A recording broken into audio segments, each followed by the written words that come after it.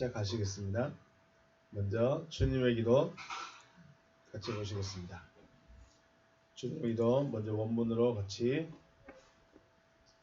천천히 한번 같이 보시겠습니다. 시작.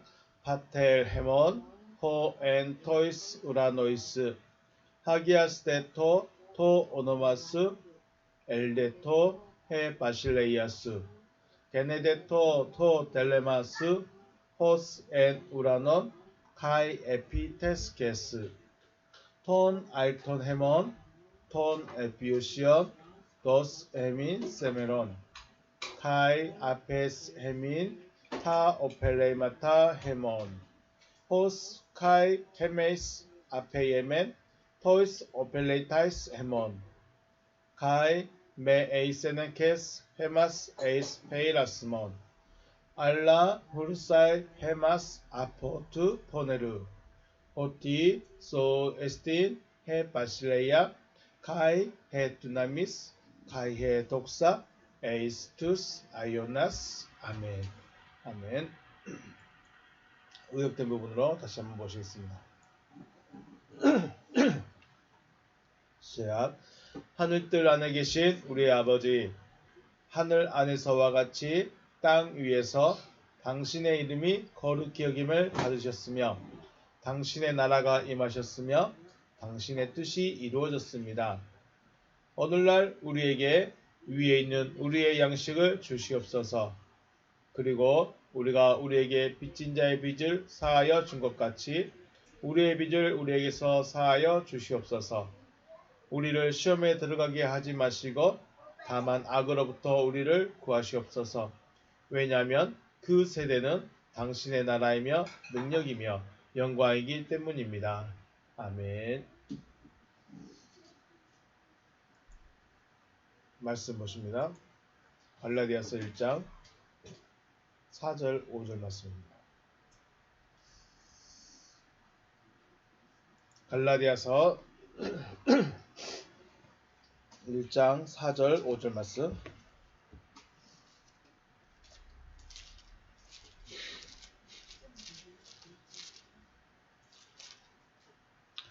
갈라디아서 1장 4절과 5절 말씀 같이 합독하겠습니다. 시작. 그리스도께서 하나님 곧 우리 아버지의 뜻을 따라 이 악한 세대에서 우리를 건지시려고 우리 죄를 대속하기 위하여 자기 몸을 주셨으니 영광이 그에게 세세토록 있을지어다. 아멘. 네, 할렐루야. 주님의 이름을 축복하고 사랑합니다. 네. 하나님은 은혜와 평강의 근원이십니다. 은혜가 있고 평안하면 우리가 말하는 행복입니다. 풍랑 가운데서도 잠을 잘 수 있는 게 평강인데 그 평강의 끝에는 뭐가 있을까요? 행복이 있겠죠. 행복이 있습니다. 그 행복의 근원이 바로 하나님이시고 행복이 되는 평안의 근원이 바로 하나님이신 것이죠. 하나님은 구원을 은혜로 주시죠. 구원을 은혜로 주시고 구원을 간직할 수 있도록 평강을 더하여 주십니다. 은혜만 줘서 구원만 시켜놓는데 구원만 시켜놓으면 마음이 괴로워서 어떻게 할지를 모를지 모릅니다. 왜냐하면 세상에 홀로 남겨지기 때문에. 네, 그래서 풍랑에서도 이길 수 있도록 폭풍 가운데서도 잠을 잘 수 있도록 평강이라는 걸 주시는 분이 바로 하나님이시다. 그래서 은혜와 평강은 단순히 나의 어떤 상태가 아니라 하나님이 주시는 것들, 하나님으로부터 나와야 되는 것들이죠. 하나님의 은혜와 평강이 여러분과 저에게 충만하시기를 주님의 이름으로 축복합니다. 네. 갈라디아서 1장 4절 말씀. 그리스도께서 하나님 곧 우리 아버지의 뜻을 따라 이 악한 세에서 우리를 건지시려고 우리 죄를 대속하기 위해 자기 몸을 주셨다라고 말씀하십니다. 원문을 먼저 보시면 to don'tos 주셨습니다. 회 아우터 자기를 주셨습니다. 자기 자신을 드렸죠. 몸을 드린 것과 자기를 드리는 것은 좀 차이가 있지 않을까 하는 생각을 해봅니다. 여기서는 그리스도라는 말이 없는데 그리스도라고 말을 해요. 네, 자기 자신을 드렸어요. 피펠 턴 하말티언 헤먼. 우리의 죄를 위해서 자기 자신을 주셨습니다. 호포스 엑셀레타이 헤마스 에크. 자, 먼저 호포스 엑셀레타이 헤마스. 우리를 어떻게 해서든지 건져보시려고, 우리를 어떻게든 건져내보려고 자기 자신을 주는 거죠. 엑투 에네스토토스 아이오노스 포네로. 악한 세대에 세워져 있는 우리를 어떻게 해서든지 건져내보려고 자기 몸을 주셨습니다. 다음 페이지 보시면 카타 포 델레마 투 데우카이 파트로스 에몬. 하나님, 그 하나님, 그리고 우리의 아버지의 뜻을 따라서. 그래서 하나님 아버지의 뜻을 따라서 죄의 세대에 세워져 있는 우리를 어떻게 해서든지 건져보시려고 자기 자신을 드렸습니다. 그러면 여기서 보시면 하나님 아버지의 뜻은 뭐예요? 토 델레마 투 데우. 하나님의 뜻은 뭘까요? 우리를 죄에서 건져내는 겁니다. 죄에서 끄집어내는 게 하나님의 뜻이에요. 그래서 죄가 뭔지를 알아야 되죠. 자, 다시 한번 우리가 여기서 정리해보면 카타 토 델레마 투 데우. 하나님의 그 뜻은 뭐다? 그 앞소절에 나오는 죄에 세워져 있는 우리를 건져내는 겁니다. 쉽게 말해서 죄에 빠져있다고도 안 되고 죄가 가득한데 그걸 건져내는 겁니다. 그것이 하나님의 뜻이에요. 여기도 하나님의 뜻이 있네요. 이게 요한복음에서는 생명 얻는 것이라고 말씀하죠. 영생 얻는 것. 하나님의 뜻은 죄로 세워진 그곳에서 빼내는 겁니다. 세인은 어디 갔다 왔니? 밖에 나갔다 왔어? 양말이 시꺼면서. 그렇습니다. 다시 한번 정리하면 그가 우리 아버지이신 하나님의 뜻을 따라 우리로 죄의 말미암아 자기 자신을 주셨으니 이는 우리를 악한 세대에서 건지시려는 것이다. 이렇게 한번 또 해봤습니다. 하나님의 뜻은 다른 데 없습니다. 내가 부자 되는 거, 내가 잘 먹고 잘 사는 거, 내가 뭐 출세하는 거. 하나님은 그것에 관심 있는 게 아니죠. 그것에 관심 있는 사람 누구예요? 제 부모님이고 제 아내고 그죠. 제 주위 사람들이에요. 제가 돈 잘 벌고 지위 높아지고 사람들에게 인정받고 뭐 이런 것들은 사람들에게 필요한 거예요. 사람들이 원하는 거예요. 하나님이 원하시는 것입니다. 하나님의 뜻은 내가 죄에서 나오는 거 이거밖에 없어요. 네가 돈을 많이 벌든 돈이 있든 없든 잘났든 못났든 지위가 높든 없든 학력이 높든 맞든 그거는 하나님과는 상관이 없습니다. 하나님은 뭐가 상관있어요? 네가 죄가 있느냐 없느냐, 네가 지금 죄에 서 있느냐 죄에 서 있지 않느냐, 어둠에 서 있느냐 빛에 서 있느냐, 여기에만 관심이 있지 다른 데 별로 관심 없다는 거예요. 그런데 우리는 하나님은 내가 돈을 잘 벌면 기뻐하실 것이다. 내가 지위가 높아지면 기뻐할 것이다. 물론 그것을 위해서 쓰임을 받고 쓰면 좋겠지만 하나님의 근본적인 것은 죄에서 건져내시는 것이다. 그래서 하나님은 사랑하십니다. 하나님은 세상을 사랑하시는데 그 사랑하는 방법이 뭐래요? 아들을 주셨죠. 사랑하는 방법. 하나님이 사람을 사랑하는 방법을 아들을 주셨습니다. 여기서는 뭐라고 했습니까? 우리 지금 여기서는 우리 죄를 대속하기 위하여 자기 몸을 주셨다고 그랬는데 요한복음에서는 요한복음 3장 16절 하나님이 세상을 이처럼 사랑하사 독생자를 주셨죠. 독생자를 주셨으니 이는 그를 믿는 자마다 멸망하지 않고 영생을 얻게 하려 하심이라. 영생 얻으려면 뭐를 믿어야 돼요? 그를 믿어야 되죠. 믿음이라는 것은 믿음이 그래서 그를 믿긴 믿는데 어떻게 하는 것이 믿는 것인가? 이 믿음이 무엇인가를 우리가 고민해 보셔야 됩니다. 그냥 앞에 왔으니까 믿습니다. 내가 이름을 부르고 있으니까 믿는 겁니다. 내가 알고 있으니까 믿는 겁니다. 내가 십자가를 바라보고 눈물을 흘렸으니까 믿고 있는 겁니다. 라고 믿고 있으면 남의 다리 긁을 수 있습니다. 남의 다리 긁고 있는 것일 수 있어요. 다시 말씀 보시면 이는 그를 믿는 자가 멸망하지 않고 영생을 얻게 하려 하십니다. 영생을 얻으려면 믿어야 돼요. 영생을 얻으려면 믿어야 돼요. 누구를 믿어요? 그를 믿어야 돼요. 그럼 그가 누구예요? 아들이에요.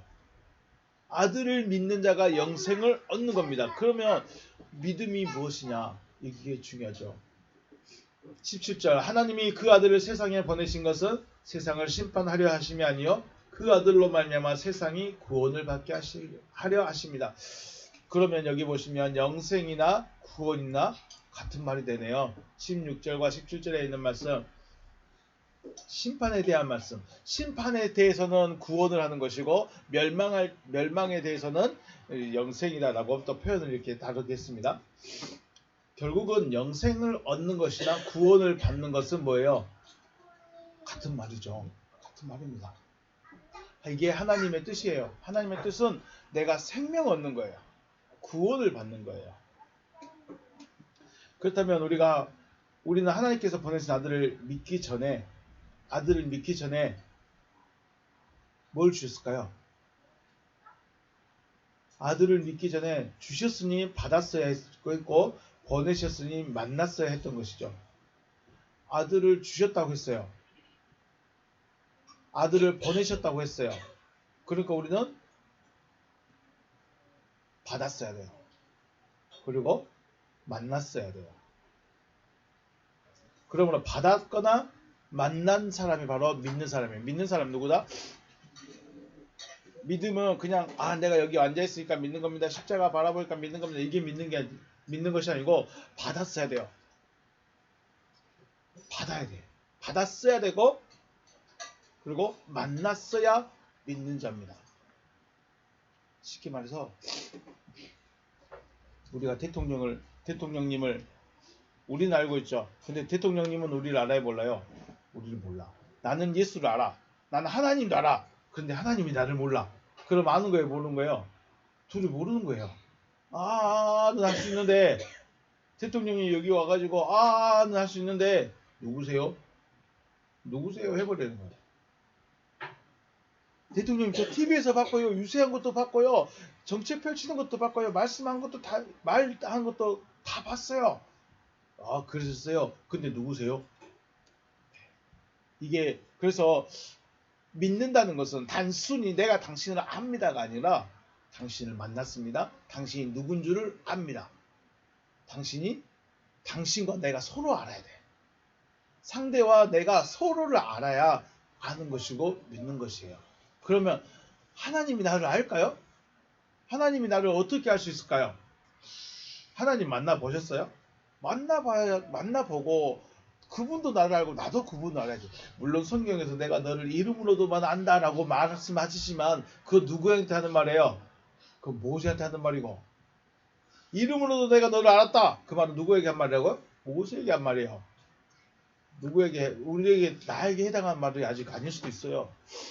근데 자기를 거의 모세급으로 생각해버리죠. 절대 아닌데. 그러면 하나님은 나를 어떻게 알 수 있을까요? 언제 하나님이 나를 알 수 있을까요? 그 말입니다.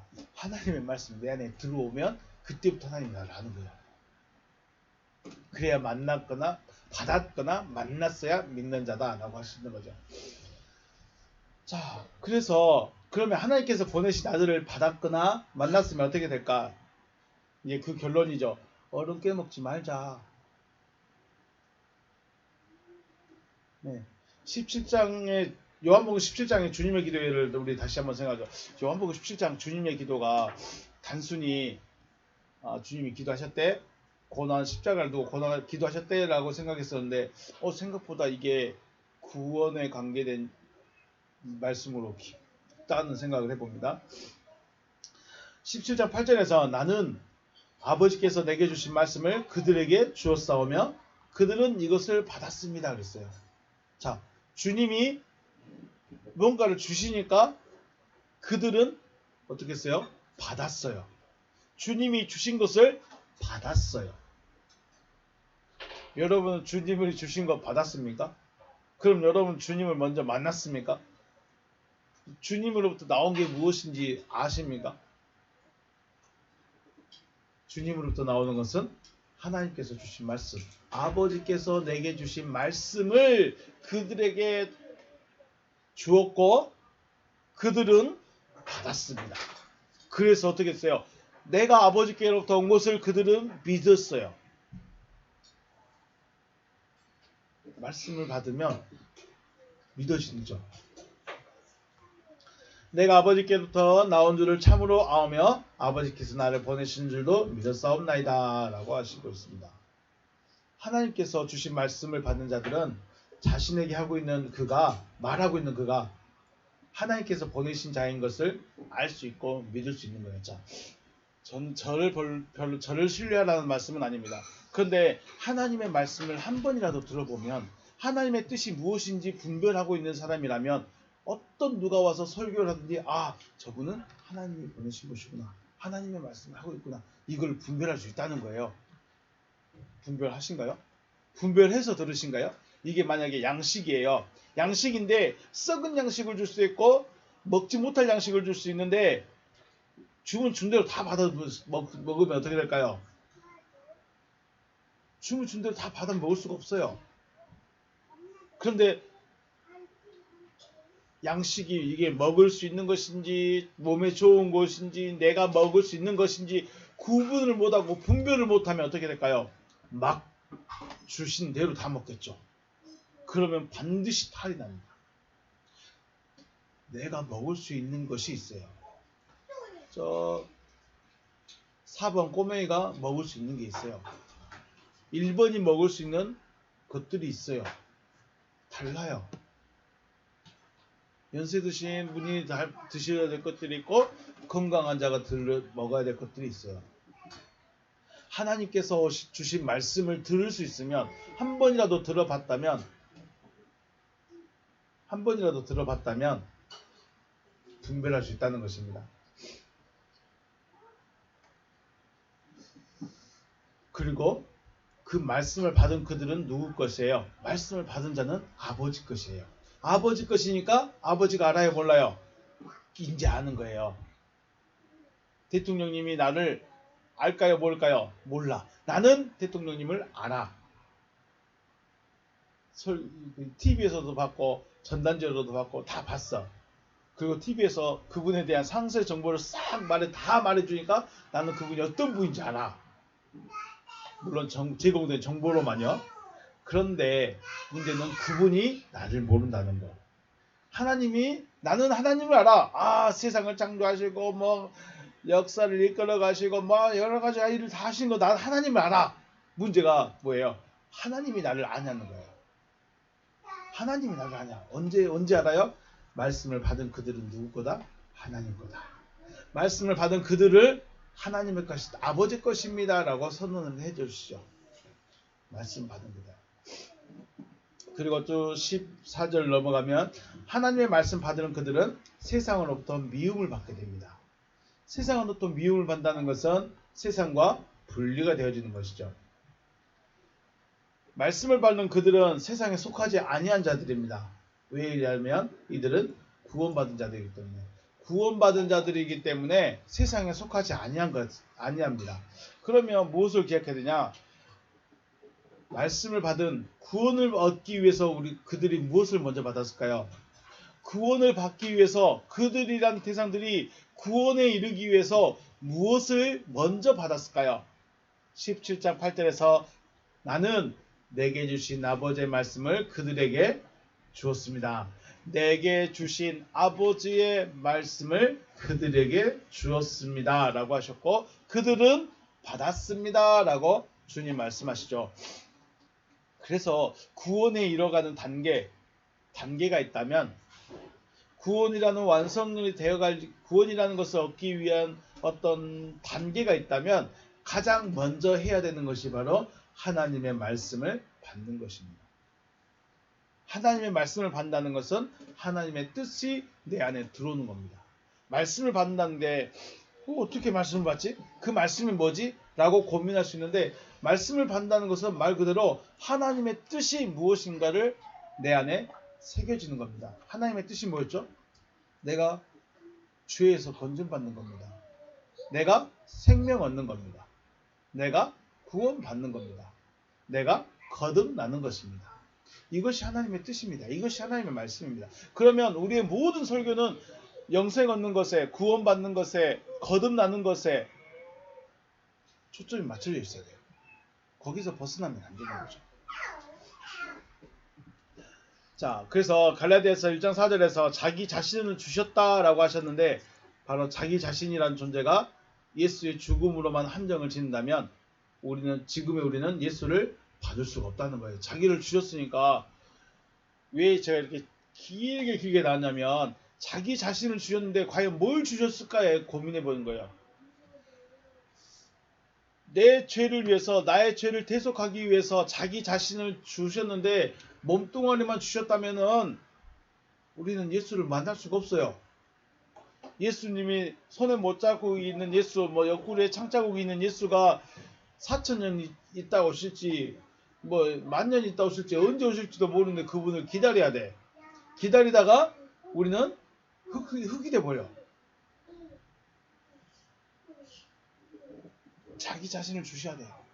그러면 그 자기 자신이 과연 육신의 예수를 말하고 있는가 아니면 본질적인 다른 걸 말하고 있는가, 이것을 찾아보기 위해서 제가 지금 하나님이 무엇을 주시고 하나님이 어떻게 사랑하셨는가에 대해서 지금 말씀을 드렸습니다. 다시 한번 지금 4페이지의 제일 윗부분에 보시면 우리가 기억해야 된 거, 구원을 얻기 위해서는 무엇인가를 받아야 돼요. 구원을 얻기 위해서 뭘 받아야 돼요? 가장 먼저가 하나님의 말씀을 받는 것이다. 그럼 하나님의 말씀은 뭐다? 하나님의 뜻을 내 안에 깨닫는 겁니다. 이게 하나님의 뜻이구나 하고 내 안에 딱 박혀야 돼요. 하나님의 말씀이라니까 창세기 1장 1절부터 요한계시록까지 달달달달 외워주고 꿈속에서 들려주고 이런 의미가 아니고 하나님의 뜻이, 하나님이 원하는 그것이 내 마음에 딱 새겨져서, 요즘에 제가 자주 말씀드리죠, 내 가치가 돼야 돼요. 내 가치관이 돼야 돼요. 이게 가장 중요하다. 자녀 물론 중요해요. 돈 버는 거 물론 중요해요. 내가 건강하는 거 물론 중요해요. 그런데 그래도 그보다 더 앞선 것이 뭐다? 하나님이 나를 구원하시는 것. 그럼 구원을 위해서 내가 지금 어떻게 가야 될 것인가를 우리는 성경에서 반드시 찾아가야 된다라는 것입니다. 자, 말씀 보시면 또 호포스 엑셀레타이 헤마스 엑투 에네스토토스 아이오노스 포네루, 악한 세대에 세워져 있는 우리를 건지시려고. 악한 세대에 세워져 있는 우리입니다. 에네스토토스가 기본형이 애니스템입니다. 애니스템이란 말은 안에라는 말과 세우다라는 말의 합성어로 안에 세워지는 거예요. 안에 세워지는 거, 혹은 이르는 거, 이르다라는 의미입니다. 그러니까 어느 수준에 이르렀다, 이런 이르다의 의미입니다. 즉 세대마다 그 안에 세워진 것들이 악하다, 악한 것들이 세워져 있는 거예요. 우리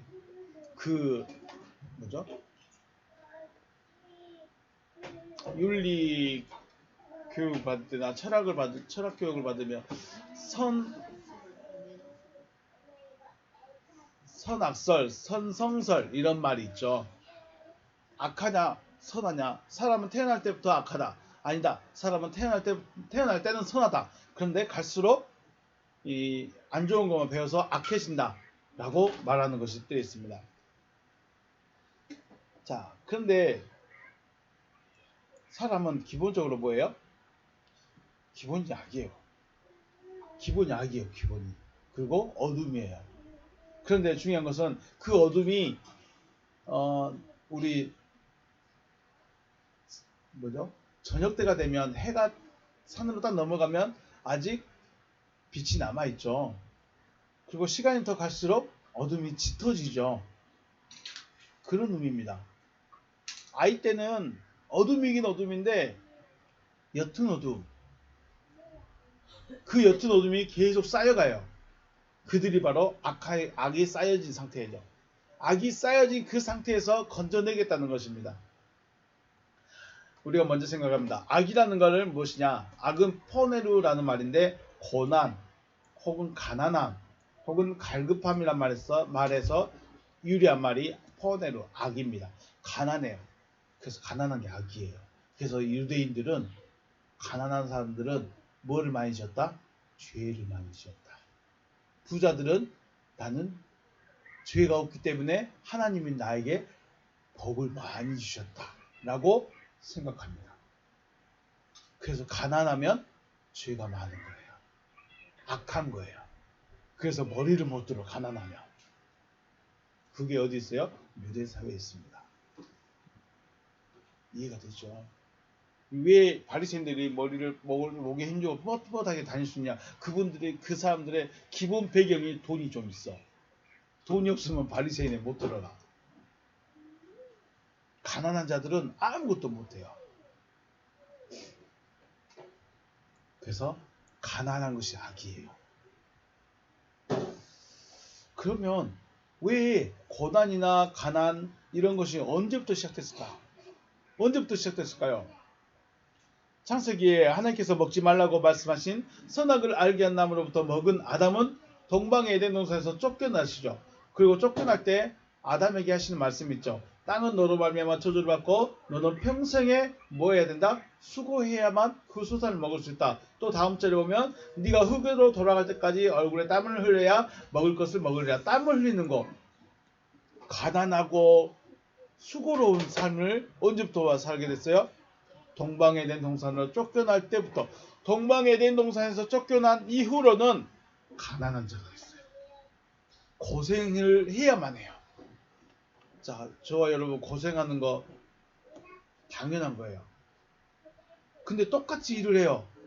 똑같이 일을 하는데 똑같이 일을 하고 똑같이 돈을 버는데 어떤 이는 행복을 느끼고 어떤 이는 부족을 느껴요. 왜 그럴까요? 다르겠죠. 이게 다른 거예요. 우리는 행복을 느껴야 되는데 똑같이 400만 원을 벌었는데 어떤 이는 어차피 똑같아. 제로 되는 거 똑같은데 그래도 쓸 수 있어 행복하다. 그래도 쓸 수 있어 행복하고 일할 수 있어 행복하다 라고 하는 사람이 있는 거면 어휴 400을 파도도 부족하네. 여기도 없고 저기도 없고 이렇게 나가고 저렇게 나가고 이것도 부족하네. 아이고 어떡하지. 또 마이너스네 라고 생각하는 사람이 있을 수 있다는 거죠. 행복의 차이입니다. 그런데 중요한 거는 사람은 하나님을 떠난 자체가 수고로움이고 만족을 못 느끼는 거예요. 행복하지 않는 거예요. 하나님으로부터 떠나 있으면 그 무엇이 있든 행복이라는 것은 찾을 수가 없는 겁니다. 그러면 하나님 없이 행복을 찾는 진짜 재벌 상위 0.1% 있는 그분들은 행복할까요? 물론 인간적으로 행복할 수 있어요. 어떻게? 주색에 빠져서. 다른 걸 통해서 행복을 누리는 거지 참된 행복은 진짜 행복은 하나님 앞에 있어야 됩니다. 그래서 동방의 에덴 동산인 것이죠. 동방이 빠져버리면 여호와라는 이름이 빠져버리면 다른 것으로 만족하고 있는 겁니다. 만족은 만족이에요. 행복은 행복이에요. 기쁨은 기쁨인데 다른 걸로 누리는 겁니다. 근데 만약에 그 사람에게 돈이 없어졌어. 한순간에 부도가 나서 돈이 없어졌어. 그래도 행복할까요? 행복하지 못하겠죠. 나는 상위 0.1%의 삶을 살다가 갑자기 100%, 99%의 삶을 살게 됩니다. 어떻게 될까요? 행복할까요? 대부분 생명을 끊어버리는 경우가 더 많겠죠. 그래서 악이라는 것은 하나님으로부터 쫓겨나 있는 상태 자체가 뭐예요? 악인 거예요. 하나님으로부터 멀어져 있는 자체가 악인 거예요. 그래서 악과 죄는 어떻게 해요? 항상 같이 다녀요. 죄, 악. 하나님으로부터 멀어지고 하나님으로부터 쫓겨나고 그래서 죄, 악입니다. 자, 먹을 것을 먹었는데도 여전히 배가 고픈 상태. 배부름이 채워지지 않는 것이 바로 악인 것이죠. 그런데 문제는 이러한 배고픔이 많이 쌓여 있는 만큼 하나님과의 관계는 더 멀어질 수밖에 없는 거죠. 문제는 이러한 배고픔이나 갈급함이 무엇에 대한 것인지를 인지하지 못한다는 거예요. 자, 여러분은 무엇 때문에 괴롭습니까? 여러분 무엇 때문에 힘듭니까? 여러분은 무엇 때문에 행복하지 않습니까? 돈 못 벌어서요. 직장 상사가 그래서요. 직장 동료가 그래서요. 자녀가 속속여서요. 부모님이 아파서요. 친구가 힘들게 해서요. 물론 여러 가지 이유가 있을 수 있겠죠. 그런데 자녀가 말 잘 들으면 그때부터 행복할까요? 자녀는 말 잘 듣는데 갑자기 옆에 있는 사람이 속삭여. 옆에 있는 사람이 좀 잘하더니 부모님이 갑자기 아프셔. 어때요? 수고로움과 마음의 괴로움이 끊이질 않죠. 그래서 이 배고픔을 해결하기 위해서 양식이 왔는데 하늘 양식이 내려오는데 이것이 무엇인지 몰라. 주님이 오셔서 내가 생명의 양식이다. 내가 생명을 주러 왔다라고 하시는데 그분이 누군지를 몰라. 그래서 뭐예요? 만나예요. 만나. 만나라는 말 뜻이 뭐예요? 이것이 무엇이냐예요. 이거 뭐야? 뭔지를 모르는 거죠. 하나님이 주시긴 주시는데 이게 뭔지를 모르겠다는 거예요. 본질을 모르겠다는 거예요. 그래서 만나예요. 하나님께서 주신 양식이 무엇인지를 알지 못해. 40년 동안 평생 동안 광야에서 그걸 먹었는데 그게 뭔지를 몰라. 그래서 어디를 못 갔어요? 가나안을 못 들어가죠. 만나가 뭔지를 모르니까 가나안을 갈 수가 없어요. 우리 아버지신 하나님의 뜻을 아들에게 주시고 악한 세대, 즉 하나님께로부터 쫓겨난 혹은 하나님과 관계성이 없는 자들은 하나님께 주시는 아들을 영접해야 되는 것이죠. 이것이 죄에서 건져내는 유일한 방법이십니다. 유일한 방법은 아들을 보냈고 아들을 받아야 돼요. 죄에서 건져낼 수 있는 방법, 죄에서 내가 빠져나올 수 있는 방법, 유일한 방법은 아들을 보내셨고 아들을 내가 받는 것 외에는, 아들을 받은 자 외에는 건짐을 받을 수가 없다는 것입니다. 이것이 유일한 방법이죠. 여기서 살짝 우리가 생각을 해보겠습니다. 하나님께서 광야에서 왜 율법이라는 것을 주셨을까요? 왜 율법이라는 것을 말씀하셨을까? 우리 쭉 간략하게 살펴볼게요. 너는 나 외에 다른 신을 내게 있게 두지 말라. 이게 뭔 말이에요? 하나님만 섬기라는 거죠. 애굽에서는 애굽에서의 여호와는 많은 신들 중에 하나예요. 엘로힘이 하나님들인데 대부분 신들이에요. 신들 중에 하나가 여호와라는 거예요. 그러니까 여호와라는 신은 그냥 애굽 사람들이 알고 있는 많은 신들 중에 하나. 즉 신들이 많이 있었고 그 신들을 원하는 대로 섬길 수가 있었다는 거죠. 그래서 하나님은 하나님만 섬기라. 지금 너는 나 외에 다른 신을 내게 있게 하지 말라. 그 말은 거꾸로 뒤집으면 뭐예요? 사람들이, 애굽에 있는 사람들은 신들이 많다. 자기가 원하는 모든 것은 다 신으로 만들 수 있다는 겁니다. 그러면 하나님은 뭐예요? 너는 나만 섬겨야 된다라고 지금 말씀하시는 거죠. 너는 너를 위하여 우상을 만들지 말라. 어떤 형상을 만들지 말라. 자, 애굽의 사람들, 아니 지금 이 땅에서도 우상을 섬기고 있는 사람들 대부분 보면 뭐가 있을까요? 형상이 있어요. 모양이 있어요. 어떤 대상이 있어요. 나무를 섬기는 사람도 나무에다가 새끼줄을 감아서 너는 내 신해. 바위를 섬기는 사람도 바위에다가 새끼줄을 감아갖고 너는 내 신해. 그러죠. 불상도 너는 내 신해. 불쌍하게 앉아가지고 녹을 때까지 거기 앉아있어요. 불쌍하게 앉아서 형상이 있어. 개구리 신도 형상이 있어. 두꺼비 신도 형상이 있어. 모든 신에는 다 형상이 있어요. 그래서 하나님이 뭐라고 했어요? 그런데 중요한 거는 하나님은 형상이 있어요, 없어요? 하나님은 형상이 없으세요. 회전하는 그림자도 없으시는데 형상도 없어요. 그러니까 만들지 말라 하시는 거예요. 사람들은 뭐예요? 다 눈에 보이고 손에 잡혀야 돼. 그래야 신이에요. 그래서 하나님을 믿기 어려운 이유가 뭐예요? 형상이 없어요. 어떤 대상이 안 느껴져요. 그냥 막연해요. 그래서 어려운 거죠. 여호와 이름을 망령되이 일컫지 말라. 그 말은 뭐래요? 사람들이 신들을 막 아무렇게나 섬기고 있으니까 그냥 여호와도 그냥 하나의 신이에요. 그러다 보니까 막 쓰는 거죠, 이름을. 여러분이라면 여러분의 아버지의 이름이 함부로 불려지고 모욕당하고 멸시당하는데 이름이 불려지면 여러분 어떨까요? 저는 진짜 피가 거꾸로 도는 적을 한 번 있었습니다. 여호와 이름을 망령되이 일컫지 말라는 말은 단순히 여호와 이름을 부르지 말라 두려워하라는 말이 아니라 써야 될 때 써야 되는 거죠. 여호와 이름을 부를 수 있는 곳에서 불러야 되는 거죠. 자, 안식일을 기억하여 거룩하게 지키라. 하나님의 역사의 완성은 어디 있을까요? 안식에 있습니다. 하나님의 구원의 완성은 어디 있다? 안식에 있습니다. 안식에.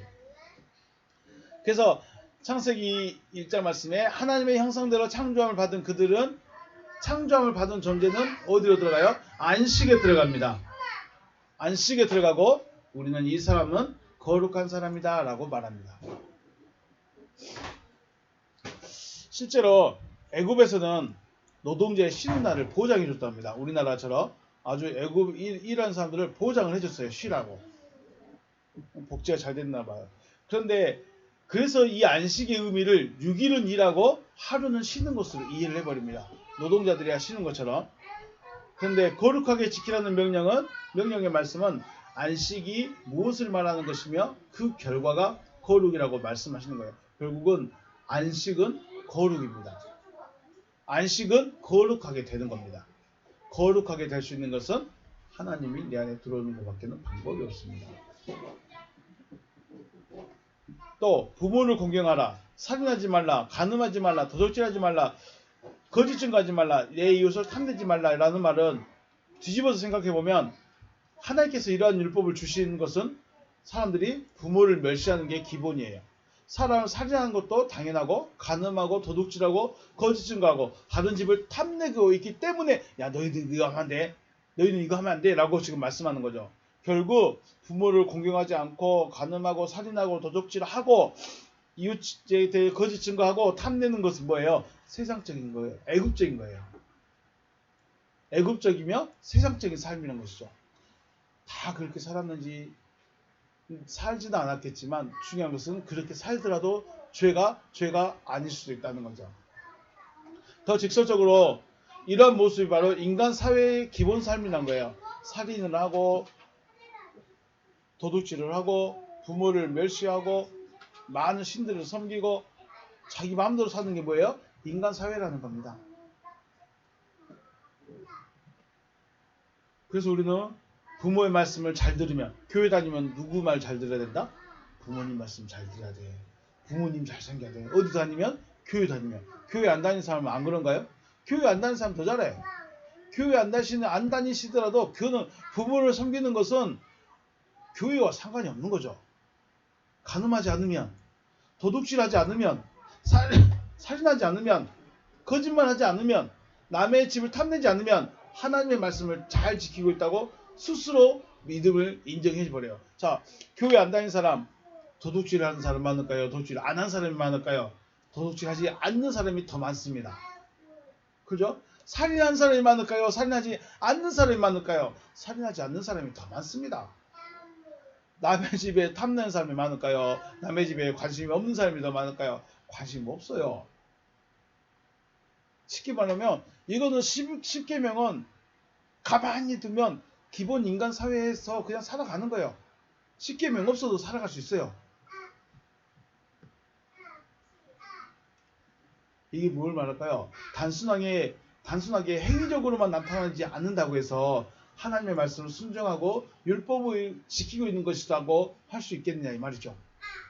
그래서 교회 안 다니는 사람들도 부모 공경하는 사람 많아요. 간음하지 않고 도둑질하지 않고 살인하지 않고 이웃에게 거짓 증거하지 않고 탐내지 않는 사람이 교회 안 다니는 사람들도 많이 있어요. 그럼 그 사람들도 율법적인 삶을 살고 있네요.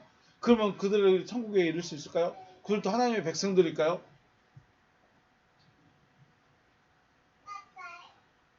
이게 뭘 말할까요?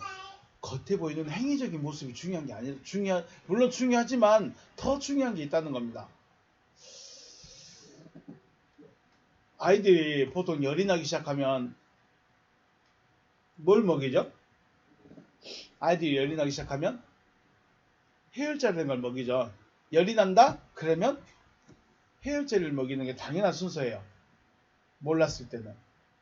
알면 먹을까요? 안 먹을까요? 저희는 안 먹이죠.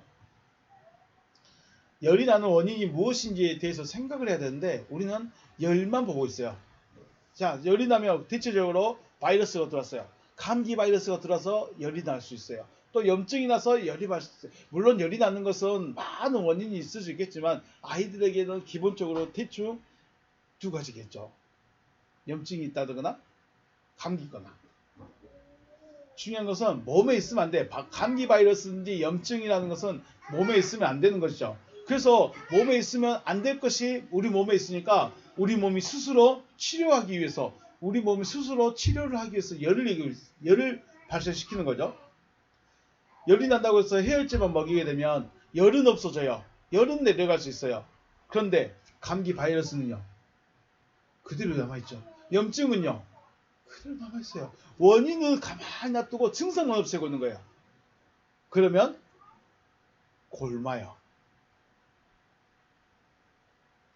감기 바이러스만 놔두고 열만 없애면 우리 면역체계는 이상 일을 안 해버리고 몸속에는 바이러스는 남아있고 염증이 생겼는데 염증을 치료 안 하면 염증만 열은 없었는데 염증이 남아있어. 그러면 이제 나중에는 골마요. 자, 그겁니다. 나라는 존재에게는 애굽적인 요소가 있다 없다? 있다. 다만 부모를 공경하고 있고 살인하지 않고 있고 도둑질하지 않고만 있을 뿐이지 그런 요소들이 다 남아있어요. 그래서 우리가 여러분 쉽게 말해서 교회 안 다니는 사람들하고 같이 생활하면 불편한가요? 밥 먹는데 불편한가요? 이야기하는데 불편한가요? 전혀 불편하지 않아요. 왜? 아직은 똑같거든요. 애굽에 속해서 애굽에서 살아갈 때는 전혀 문제가 안 돼. 내가 애굽적 요소가 있으면. 그런데 하나님의 백성이 되려면 근본적인 또는 애굽적인 요소들을 완전히 제거해야 돼요. 겉에 보이는 모습이 아니라 원인을 없애버린 거예요. 어둠의 근원을 없애버린 것 때문에 존재가 달라져죠. 애굽적인 요소를 없애야 한다고 해서 10계명을 열심히 암기해서 행동으로 나타내지 않는다고 해서 애굽적인 요소가 없어졌다고 할 수 있을까? 이거는 해열제 먹는 거 똑같아요. 속에 본질은 놔두고 그 원인은 놔두고 열만 내리는 거예요. 병의 뿌리를 없애지 않으면 언제든지 다시 발병할 수 있는 것처럼 근본적인 변화가 없이는 언제든지 애국적인 삶이 나타나게 된다라는 것입니다. 그러면 문제가 어떻게 해야 이 근본적인 문제를 해결할 수 있느냐 이것이죠. 그래서 율법을 주신 것은 물론 행동의 변화를 위해서도 주신 것이 맞습니다. 부모를 공경하라고 했으니까 공경하면서 어떻게 해요? 행동에서 마음의 변화로 발전이 돼야죠.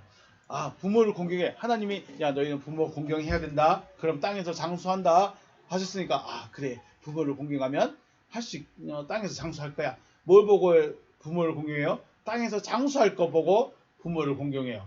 그런데 하다 보니까 아 이제 부모님의 마음을 알겠어. 아 하다 보니까 부모를 공경하다 보니까 아, 부모님의 마음이 이랬구나. 처음에는 그냥 밥 차려주고 신발 닦아드리고 뭐 청소해드리고 이 정도였는데 이제는 마음을 알아. 뭐예요? 행동의 변화에서 마음의 변화로 발전이 된 거죠. 살인하지 말라고 했으니까 살인은 하지 않을 수 있어요. 그런데 살인을 하지 않다 보니까 미워하는 것, 행동으로 살인하지 않는 삶에서 살인하지 않는 것에서 미워하지 않는 마음으로 발전까지 해버립니다.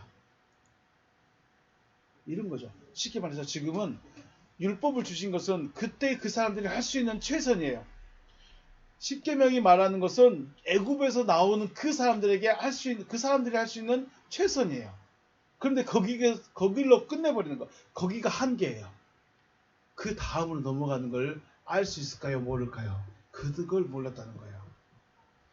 이스라엘 백성들이 율법을 안 지켰을까요? 지켰어요. 십계명만이 아니라 제사법이든 뭐든 다 율법을 다 지켰어요. 근데 문제가 뭐냐면 거기가 끝이라는 거예요.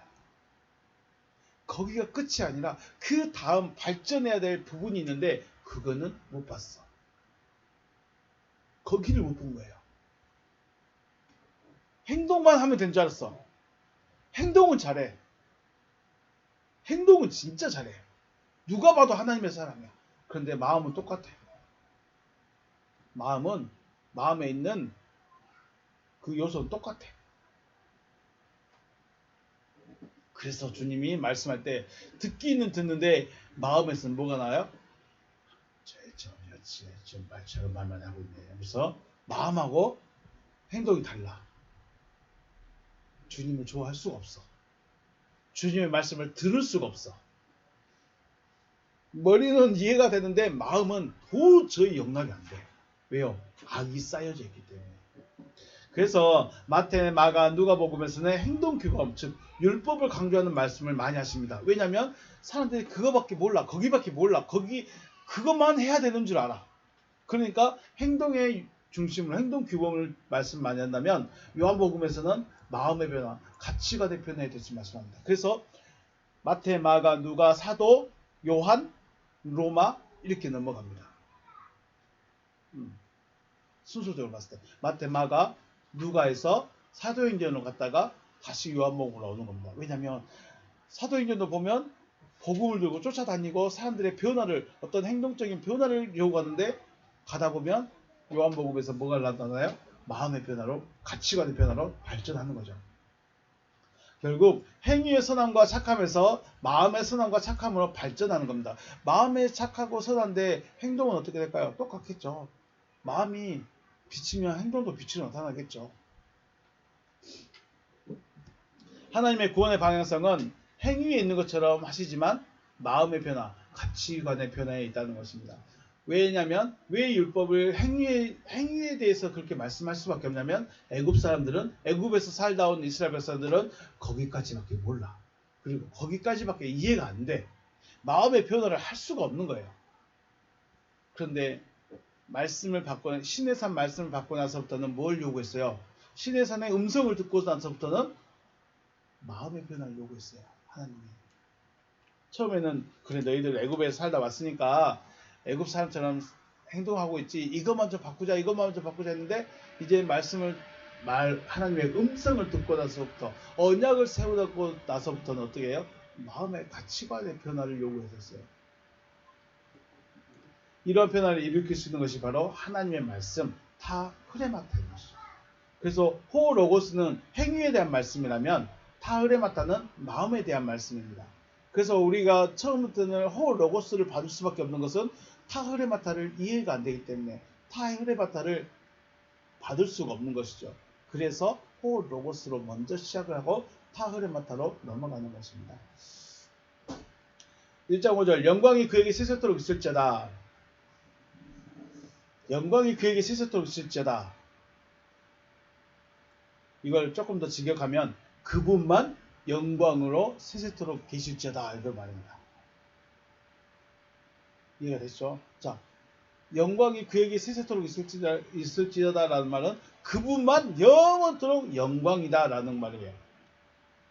그러면 이걸 조금 쉽게 말하면 그분은 영원한 섬김의 대상이고 우리는 영원히 섬겨야 하는 자들이에요. 맞죠? 물론 우리는 천국이 됐든 천국에 갔든 죽었든 살았든 하나님을 섬기는 건 맞습니다. 하나님을 찬양하는 건 맞고 주님을 영원히 섬기는 건 맞아요. 그런데 이렇게 되면 나의 구원이 상관이 없어져 버린 거예요. 왜냐하면 내가 구원을 받게 되면 어떻게 될까요? 내가 영광이 되는 거죠. 내가 영광이 되는 것이기 때문에 영광이 그분에게만 있다면 나는 영광이 안 된다는 거예요. 그래서 내가 영광이 안 된다는 것은 그분과 나는 구원을 받지 못한다라는 말이 되어져 버리는 것이죠. 자, 그의 부활이 나에게 일어나면 나 또한 부활되는 것이죠.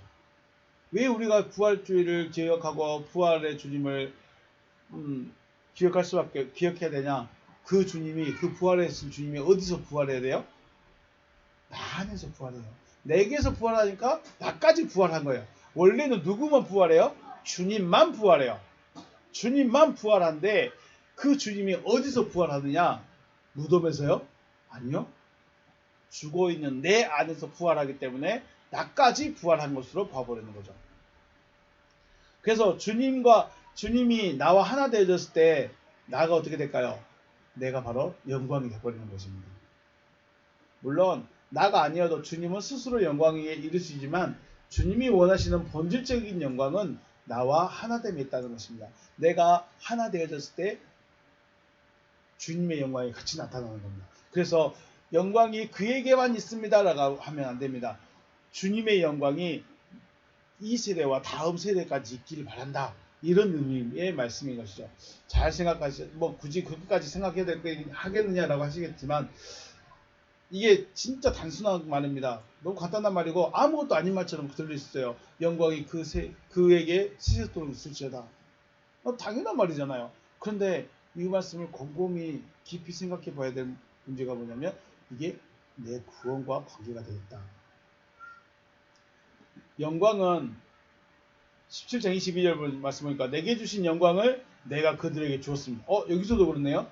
아버지께서 내가 아버지의 말씀을 그들에게 주었다 했는데 여기서도 내게 주신 영광을 내가 그들에게 주었습니다. 주님 말씀하시고요.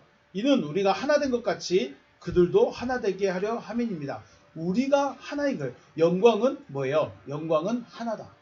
영광이란 말의 의미는 하나됨이에요.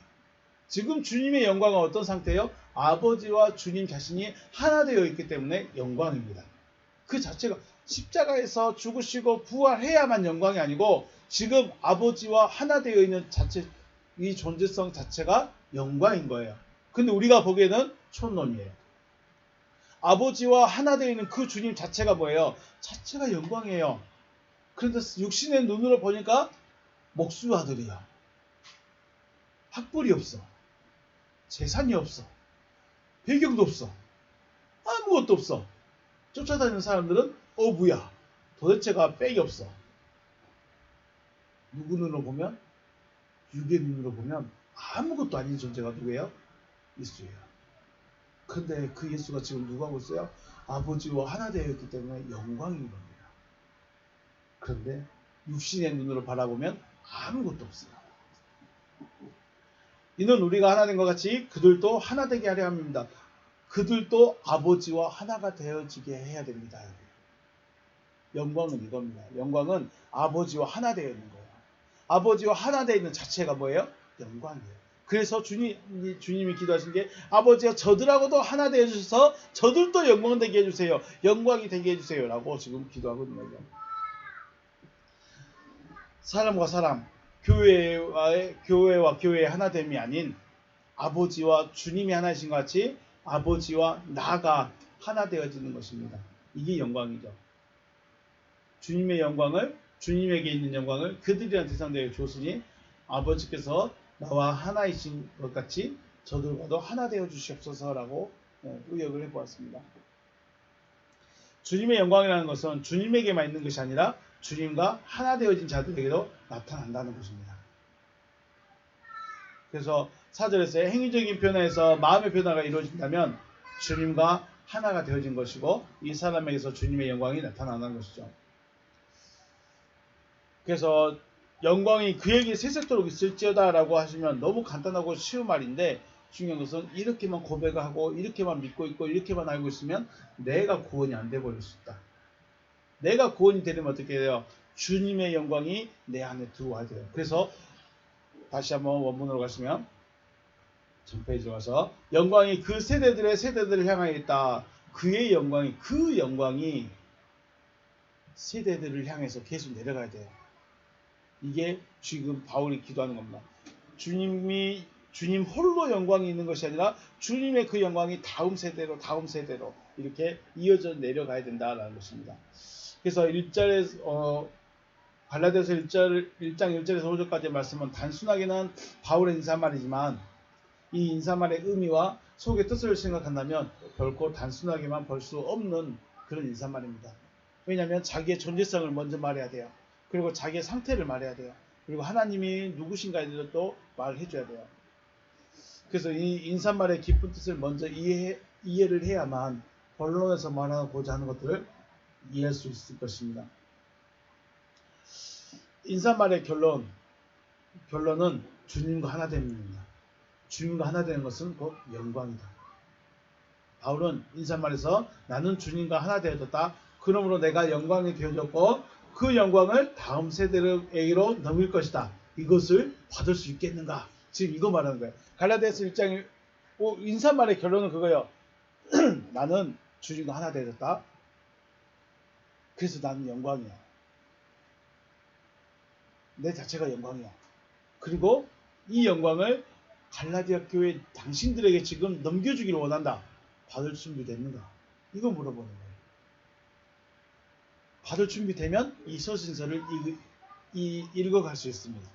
그런데 받을 준비가 안 됐으면 서신서를 안 했습니다. 왜냐하면 이 서신을 이해하는 수준이 다르기 때문에. 그래서 굉장히 갈라디아서는 굉장히 어려운 책이기도 합니다. 쉽고 짧은데 어려운 책이기도 합니다. 물론 아직 어린아이와 같이 광야에 있는 것 같이 같은 삶의 모습이지만 이제 점점 장성한 자로 자라나서 실제 삶을 살아가기를 바라는 것이죠. 갈라디아 교회 원래 잘하고 있어요. 갈라디아 교회도 열심히 하고 있고 믿음도 좋고 갈라디아 교회 성도들도 구원받은 자들로서 하나님의 말씀을 가진 자들로서 열심히 살고 있어요. 그런데 아직 어린아이 단계를 못 넘어서 갔어요. 아직 광야의 삶을 못 넘어갔어요. 그래서 지금 바울이 갈라디아서를 통해서 장성한 자로 더 발전되기를, 또 행위적인 부분에서 마음의 변화가 있어지기를, 그 길로 발전되어지기를 인사말에서 먼저 말하고 있다라는 것입니다. 주님의 소원, 바울의 바람이 여러분과 저에게 이루어지시기를 주님의 이름으로 축복합니다. 네, 오늘 여기서 마치겠습니다. 수고하셨습니다.